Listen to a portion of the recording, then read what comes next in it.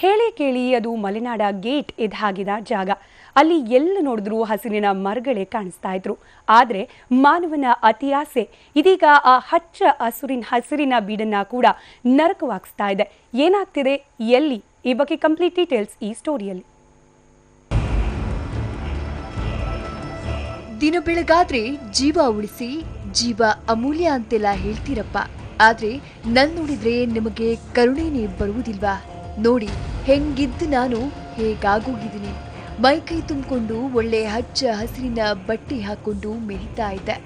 ಆದ್ರೂ ನಂಗೆ ಒಂಚೂರು ಗರ್ವ ಇರಲಿಲ್ಲ. ಬಂದೋರಿಗೆ ನೆರಳು ಕೊಡ್ತಿದ್ದೆ, ತಂಪು ಗಾಳಿ ಕೊಡ್ತಿದ್ದೆ.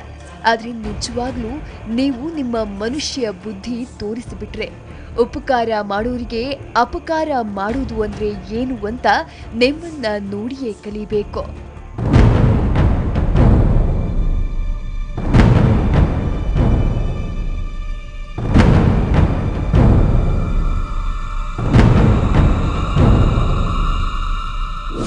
ಮಲೆನಾಡ ಹೆಬ್ಬಾಗಿಲು ಶಿವಮೊಗ್ಗ ನಗರದಲ್ಲಿರೋ ಮರಗಳಿಗೆ ಬಾಯಿದ್ದು ಮಾತನಾಡೋಕೆ ಬಂದಿದ್ರೆ ಹೀಗೆ ಉಗೀತಿದ್ವೋ ಏನೋ. ಹಸಿರ ಸೌಂದರ್ಯ ರಾಶಿಯಿಂದ ತುಂಬಿ ತುಳುಕ್ತಾ ಇದ್ದ ಇಲ್ಲಿನ ಮರಗಳು ಈಗ ಬೋಳಾಗಿವೆ. ಇದಕ್ಕೆ ಕಾರಣ ಹಂತ ಹಂತವಾಗಿ ನಗರದಲ್ಲಿರೋ ಬೃಹತ್ ಮರಗಳ ಮಾರಣ ಹೋಮ ನಡೀತಾ ಇರೋದು.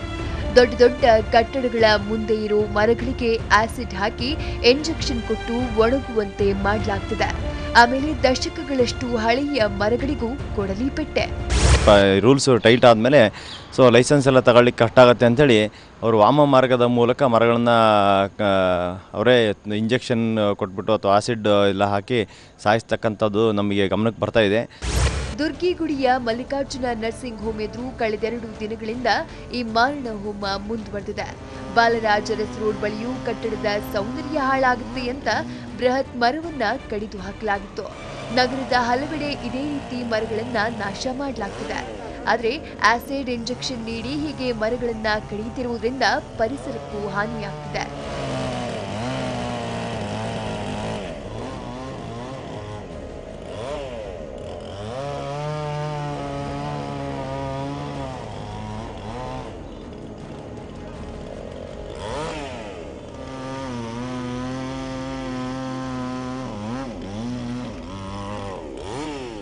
ಪರಿಸ್ಥಿತಿ ಹೀಗೆ ಮುಂದುವರೆದ್ರೆ ಮತ್ತಷ್ಟು ಕಷ್ಟ ಎದುರಿಸಬೇಕಾಗುತ್ತೆ ಅನ್ನುವುದು ಜನರ ಆತಂಕ.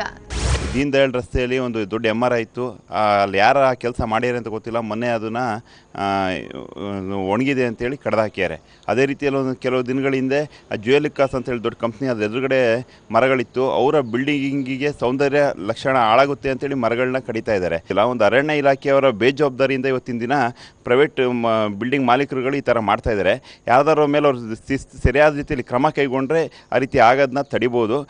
ಕಟ್ಟಡ ಮಾಲೀಕರು ಅರಣ್ಯ ಇಲಾಖೆಗೆ ಮಾಹಿತಿ ನೀಡಿ ಅವರ ಮೂಲಕವೇ ಮರಗಳನ್ನ ಕಡಿಸಿದ್ದಾರೆ. ಆದ್ರೆ ಆಸಿಡ್ ಇಂಜೆಕ್ಷನ್ ಮೂಲಕ ರಾಸಾಯನಿಕ ಕೊಟ್ಟು ಮರಗಳನ್ನ ಸಾಯಿಸ್ತಾ ಇದ್ರು ಅರಣ್ಯ ಇಲಾಖೆ ಕ್ರಮ ಕೈಗೊಳ್ಳದೆ ಜಾಣ ಕುರುಡು ಪ್ರದರ್ಶಿಸುತ್ತಿದೆ. ಕಾನೂನು ಮೀರಿ ಹೀಗೆ ಮರಗಳ ಉಸಿರು ನಿಲ್ಲಿಸಿದ್ರೆ ಮುಂದೊಂದು ದಿನ ಇದಕ್ಕೆ ಮನುಷ್ಯ ಉಸಿರಾಡೋಕ್ಕೂ ಪರದಾಡಬೇಕಾದೀತು. ಬಸವರಾಜ್, TV9 ಶಿವಮೊಗ್ಗ.